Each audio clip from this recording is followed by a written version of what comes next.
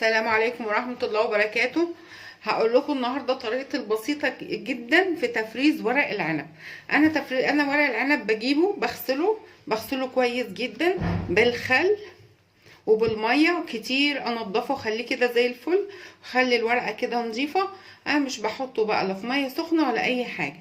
انا كل اللي عليا ان انا بشيله كده، بقصقصه، بشيل العود الاخضر ده اللي هو ده، بشيله كده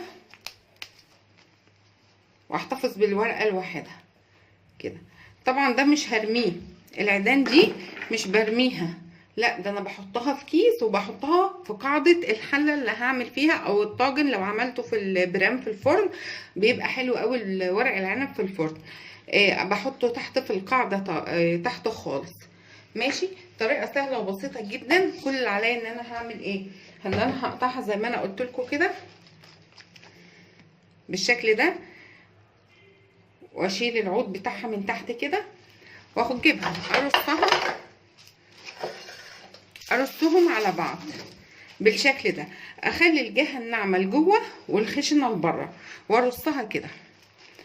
طبعا ارص حسب كميه الاكله اللي انا هستخدمها، اشوف انا ممكن استخدمها ايه، كميه قد ايه، وارص حسب الكميه. وكل اللي عليا ان انا بضغطها كده اهو، بكون غسلاها طبعا ومصفيه من الميه، بضغطها كده وابرمها ازاي كده اهو.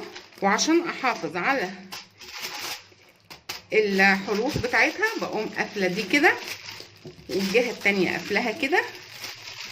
طريقه سهله وبسيطه اهي، وابرمها اسطوانه كده. الطريقه دي لا بتاخد مكان في الفريزر، ولا فايده ورق العنب بتضيع في ميه السلق، ولونه الاخضر الجميل بيفضل موجود، بيبقى حلو قوي، بيبقى بجد في الطهي حلو قوي، اخضر كده لونه زاهي وحلو قوي.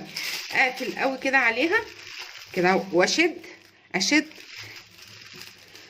لا اما بقى في كيس افتحه او في استريتش حسب المتوفر عندك اهي، وابرمها كده كويس، والزقها بقى من هنا باي ماده سلوتيب بقى او اي حاجه لازقه.